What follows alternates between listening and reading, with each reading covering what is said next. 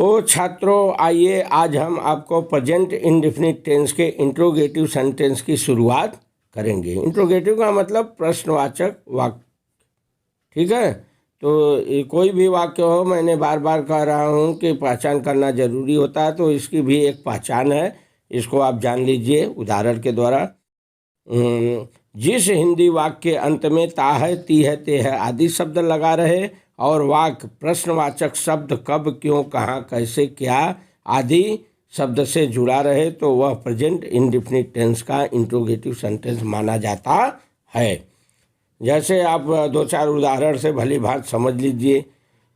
क्या वह आपसे घृणा करता है? Does he hate you? क्या वे आपको अच्छी तरह जानते हैं? Do they know you well?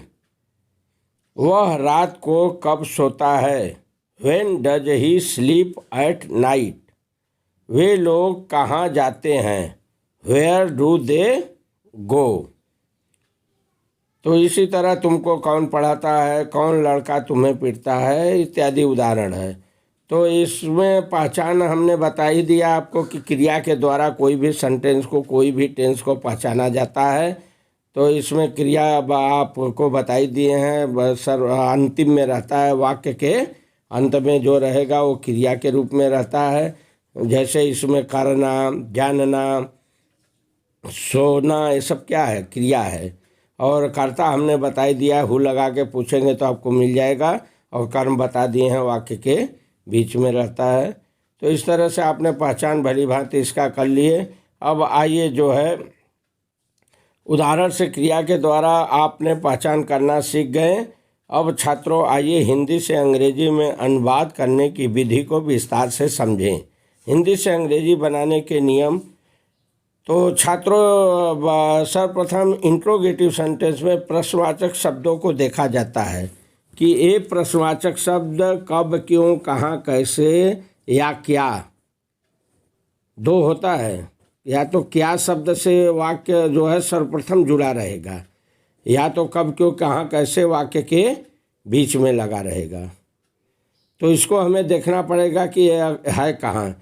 जैसे हमने मान लिया, यदि वाक्य के पहले क्या शब्द लगा हो, यदि हमारा वाक्य है कोई और उसके पहले प्रश्नवाचक शब्द क्या लगा है, तो इसके लिए क्या करेंगे आप? क्या की अंग्रेजी लिख देंगे पहले? नहीं, सर्वप्रथम क्या शब्द की जगह सहायक डू या डज को कर्ता के अनुसार लिखते हैं, ठीक है।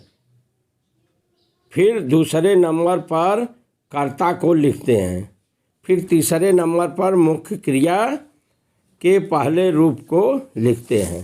फिर चौथे नंबर पर कर्म को लिखते हैं और अंत में प्रश्न सूचक चिन्ह जरूर लगाते हैं। जैसे उदाहरण नंबर 1 में आप देख लीजिए, एक वचनकर्ता के अनुसार, और उदाहरण नंबर 2 में बहुवचनकर्ता के अनुसार बताया गया। जैसे उदाहरण नंबर 1 में क्या वह आपसे घृणा करता है, तो इसमें क्या है? कर्ता। वह क्या है? एक वचन में है, इसलिए डज लगा है यहाँ, ठीक है। उदाहरण नंबर 2 में क्या वे आपको अच्छी तरह जानते हैं, इसमें कर्ता क्या है? वे क्या है? एक वचन में है या बहुवचन में? बहुवचन में। तो इसलिए इसमें सहायक क्रिया डू से शुरू किया गया है, न कि क्या की अंग्रेजी लिखें। क्या की अंग्रेजी नहीं लिखी जाती, सहायक क्रिया के रूप में लिखा जाता है, डू या डज। बाकी सब उसी तरह है। उसके बाद कर्ता लिख देंगे, मुख्य क्रिया का फर्स्ट फॉर्म लिख देंगे, कर्म को लिख देंगे, अंत में लेकिन प्रश्नवाचक चिन्ह जरूर लगाएंगे, ठीक है। तो इस तरह से हमने आपको पहली विधि नियम बनाने के लिए बता दिया। अब दूसरी विधि को देखिए। यदि प्रश्नवाचक शब्द वाक्य के बीच में है, जैसे कब, क्यों, कहाँ, कैसे वाक्य के बीच में आपको मिले, तो इसकी अंग्रेजी कैसे बनाएंगे? तो इसकी अंग्रेजी सर्वप्रथम कब, क्यों, कहाँ, कैसे की अंग्रेजी लिखी जाती है। इसके बाद दूसरे नंबर पर सहायक क्रिया डू या डज कर्ता के अनुसार लिखा जाता है। फिर तीसरे नंबर पर कर्ता को लिखेंगे। फिर चौथे नंबर पर मुख्य क्रिया को के पहले रूप को लिखेंगे तथा अंत में कर्म है तो कर्म को लिखेंगे, नहीं है तो प्रश्नसूचक चिन्ह जरूर लगा देते हैं। ठीक है, इतना हम भली बात समझ लिए। एक वचनकर्ता के लिए डज लगाया जाता है और बहुवचनकर्ता के लिए डू लगाया जाता है। सहायक क्रिया इसमें इम्पॉर्टेंट है ये जानना, बाकी तो सब वही है।